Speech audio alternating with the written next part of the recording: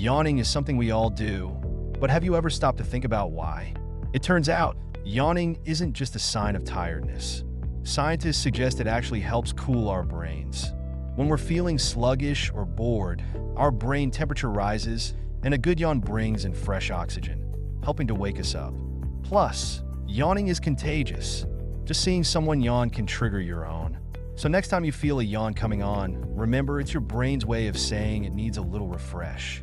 Fascinating, right?